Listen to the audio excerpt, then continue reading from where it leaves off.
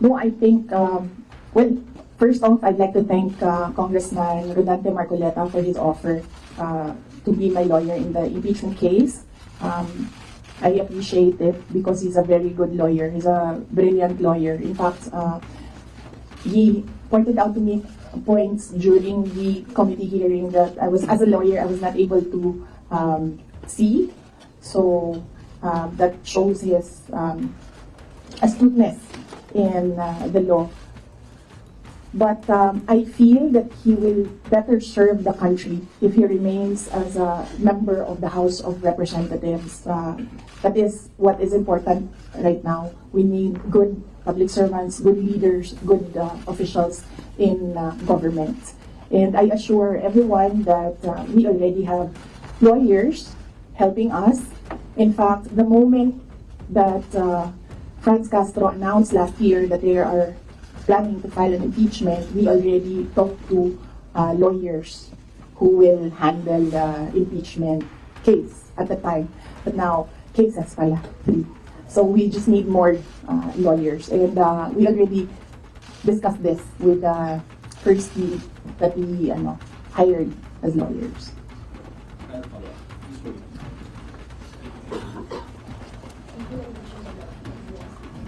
So, I just want to ask how are we preparing for our preparation and how are we getting the first one of the impeachment for the rest. oh, okay. Yes, ma'am. So, very recently, we had a meeting with the lawyers, and what was discussed there was the arrangements, because we needed more lawyers. We are expecting another impeachment case now, so this may be 3 impeachment cases. So, and then we will await an official copy of the articles of impeachment so that they can prepare the defense. We already have advanced copies of what is filed in the House of Representatives, and they're starting preparatory works right now.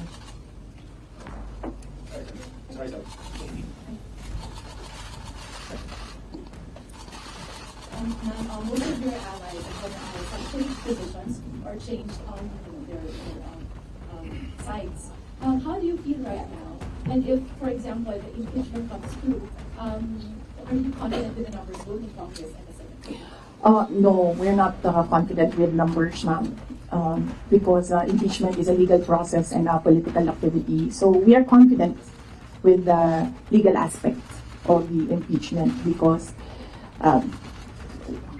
all the lawyers that I asked to review the initial draft of the impeachment complaint really said that this is not, well, I would say it's not an impeachable offense, and this is not an actionable offense, things like that, lawyer talk.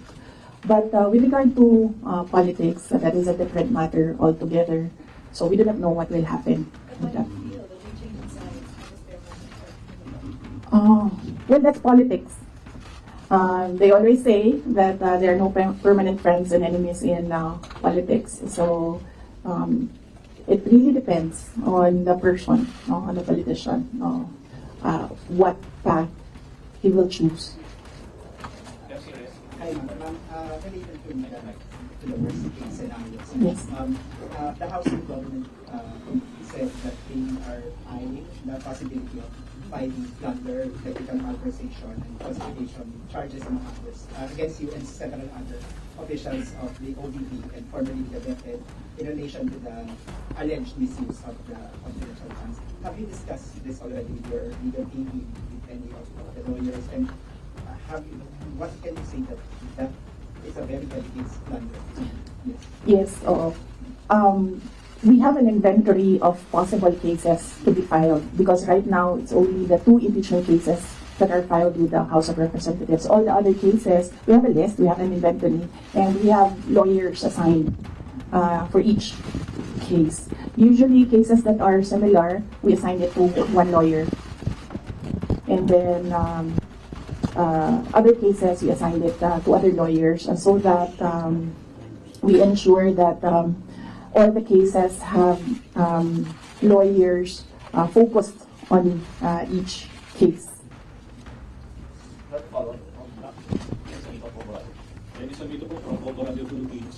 Ma'am, na-consult niyo na ba yung family niyo about this? Dahil kanina nabanggit niyo tungkol sa mga lawyers about sa family. Si PRRD, nakausap na po ba ninyo? And ano yung payo mo sa inyo? Hindi pa kami nagkausap ni dating Pangulong Rodrigo Duterte. I expect na magkikita kami as usual sa December 24 sa bahay ng mother ko. Likely baka doon namin mapag-usapan yan kung man mapag-usapan namin, dahil madalas kasi kapag nagkasama-sama yung pamilya, lalo na pag nandyan yung mga apo, ay yung mga apo yung pinag-uusapan ng pamilya. Nagsabi si Pangulong Duterte na magpapadala siya ng pera para sa pambayad daw ng mga abogado, kasi alam niya na napakaraming mga abogado ngayon ang kinuha para sa iba't ibang mga kaso. Pero nagsabi na rin ako through my brother, kasi yung kuya ko yung sinabihan niya, nagsabi ako na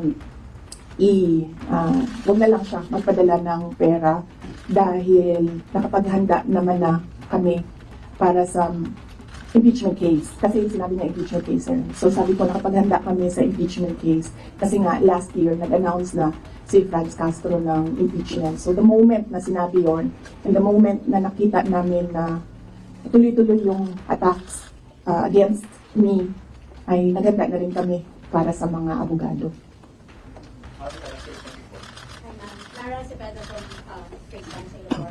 Ma'am, you already mentioned that your lawyers are prepared to answer the impeachment cases, but the opposition groups who filed the complaints against you are accusing you of being evasive in your answers in the alleged corruption and misuse of millions of confidential funds. Ma'am, baka you can offer an explanation also to taxpayers how kung above board kung ba talaga yung paggamit nitong mga confidential funds para matapos na rin, ma'am, yung question once and for all. Yes, ma'am. I'm not being evasive. If you are referring to the budget hearing and the hearings in the House of Representatives, I'm not being evasive. I am not answering the questions because they have no authority to ask confidential questions. I am answering questions about the use of the money in the Commission on Audit, and there is no, you asked the Commission on Audit if there was anything at all that they can say or see that we are not cooperative with the audit.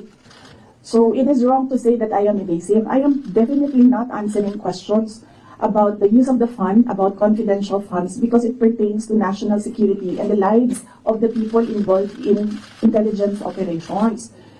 And yes, as I said, we have fully cooperated with the audit process of the Commission on Audit, who has the sole jurisdiction to ask questions about the use of confidential funds. In fact, 2/4 of the Department of Education are already cleared by the Commission on Audit, but it is still being questioned inside the committee in the House of Representatives. So that is the reason why I am not answering questions from the House of Representatives. Plus the fact that, as I said, it is an attack. It is a political attack. If you are in aid of legislation and you want to legislate about confidential funds, you do not target one office and terrorize and torment the employees of that office. What you do is you do a sampling, a random sampling of the offices who have confidential funds. Why not call the office of the president, who has billions and billions of confidential funds, if you want to legislate about confidential funds? So that shows that they're singling out the office of the vice president. And I really feel that it's very disrespectful to the office of the vice president. That is also why when they ask that I respect their process, respect begets respect. So if they want respect, they should first respect the office of the vice president. That is what I was saying, that they don't like me, they don't like my person, they don't like Sara Duterte, but they have to respect the office of the vice president. So if they want to investigate confidential funds, they don't single out one office. I understand, ma'am. VP, just a follow-up. Was it yesterday or the other day, the House also alleges that over 400 names na nag-sign on acknowledgement receipts, again, on the issue of the confidential funds, wala daw pong records at the BSA. Ma'am, you can offer an explanation because we know that this is a legal proceeding, pero pinag-uusapan po siya ngayon, ma'am, sa bahay ng bawat Pilipino. Kaya explanation if this is above board or bakit wala silang birth certificate, ma'am. No, I will not explain. I will not give an explanation because it will entail that I explain intelligence operations which will compromise officers who do intelligence operations. It will really compromise how they work. So no explanation will be given to the members of the House of Representatives. One final follow-up from me, ma'am. Then what's your response to accusations that an office like the DepEd and the OVP have no jurisdiction naman to have these confidential funds that are spent for national security? Well, the confidential funds was the first transfer of confidential funds was from the contingent funds to the office of the Vice President, and this was approved by the office of the President. The next year confidential funds was 2023. We submitted it to the Department of Budget and Management. It was approved by the Department of Budget and Management, and therefore it implies that it was approved by the office of the President because it was included in the National Expenditure Program, the NEP. So, and then it was approved by Congress as well. The only reason why we did not use the confidential funds in the fourth quarter for both offices because I was already flagged by a friend inside the House of Representatives that they will attack you using confidential funds. So yes, it was duly approved by the Office of the President and both houses of Congress as well as because it was included in the General Appropriations Act.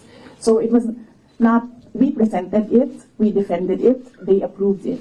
We used it, and then the question on utilization is under the Commission on Audit. That is how the system works. They cannot use or they cannot twist the system according to their personal interests. Really, all these circumstances and events happening surrounding the office of the Vice President is a race to the presidential election in 2028. Unfortunately, they are attacking the office as well.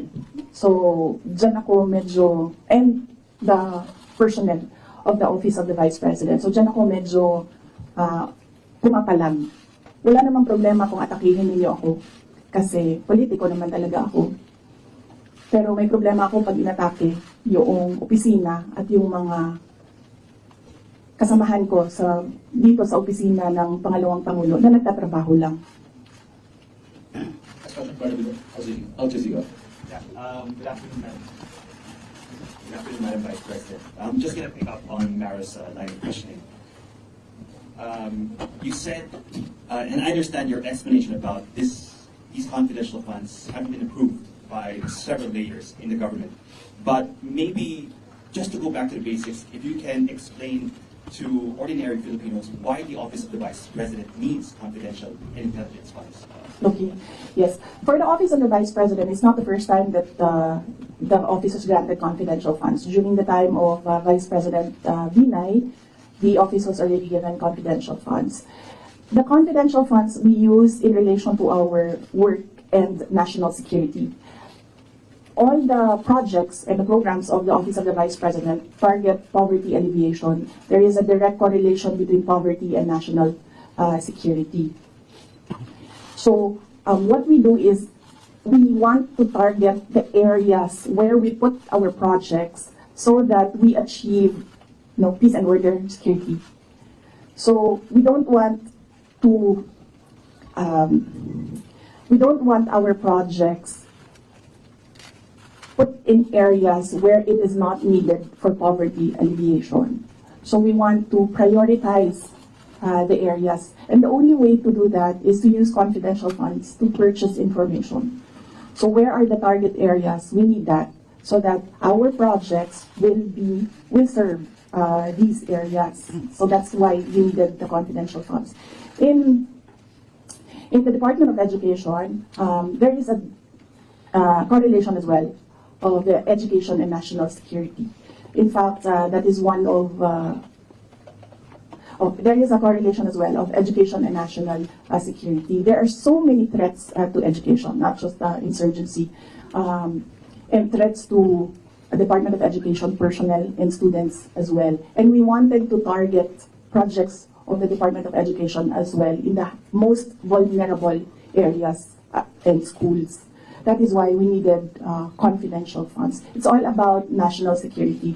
And the position of the Office of the Vice President and the Department of Education is that national security is a holistic concept. It's not just one, like territorial defense, sovereignty. No, national security is about food security. It's about quality of education. It's about poverty alleviation and everything else that we need to do as a country to get us out of this poverty rut. But you are in the NTF-LCAP, so couldn't have your offices work with the NTF-LCAP as well as other government agencies that actually have national security mandates? In the NTF-LCAP, they are only about ano yung meaning ng LCAP? And local armed conflict. And local community conflict. And local, there, LCAP. So that is very specific to that local conflict and communism. So as I said, the projects and the programs of OVP target poverty alleviation, and there's so many factors affecting poverty. And there are so many threats to education, not just insurgency. But there are also other government agencies with national security mandates that you can work with, your offices can work with. Yes, that is true, but we work far faster if we are allowed to purchase information and target our projects immediately on the certain school or certain barangay or certain municipality. We move faster if we can target our projects. Okay. Going back to the confidential funds, that was also part of the confidential funds, but the names, they're being verified by the Philippine Statistics Authority. I know you said that you can't explain because they're confidential in nature, but maybe just a yes or no, because other names have cropped up. Aside from Mary Grace Biatos, we have Chippy McDonald, Fernando Tempura, Carlos Owishi, Raymunda Nova. These were mentioned in a column at the Philippine Star, and Joel Chua, Congressman Joel Chua was quoted. Are yes or no, are these code names? Nakalimutan ko yung sagot ko. Sandali. I cannot explain confidential funds because it will entail explaining intelligence operations. And there is a law that prohibits officials who gather information because of their office to divulge it in public. So it's the Anti-Graft and Corrupt Practices Act. There is a specific provision of law. You cannot divulge confidential information that you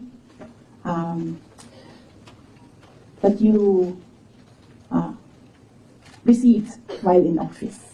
So you won't even say these are No, that's just because code names? that will add to cases that may be filed against me. One last, sorry. Yes. Why the choice of a letter submitted to the NBI instead of an affidavit? Wait, hold on. I can answer. I can give you a very short answer with regard to ARs. I had nothing to do with the preparation of ARs. It went down to the grassroots level. So I had nothing to do with preparations of ARs. I was up here in the structure and money went down for information. So you have no knowledge why all these names were used in the acknowledgement receipts? In the first place, we do not even know if these are ARs which came from DepEd or OVP to COA, because there's a chain of evidence supposedly. In law, there's a chain of evidence, handling of evidence. So right now, nobody can really answer that because nobody knows if these ARs are true. Because we don't know if it came from us.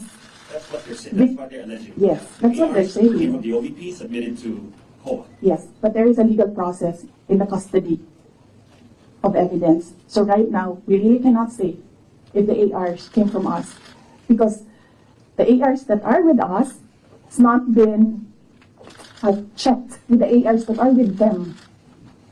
You're denying that the ARs No, I'm just saying that we do not even know if the ARs with us are the ARs that are with them, because the ARs from the field, going to the office, going to COA, that's not how you do legal work. It's not how you do legal work. There's a very stringent process in evidence. That is why, even if there is no law prohibiting a person from divulging confidential information, person cannot answer that, because we do not know if that paper that they're holding was a paper that came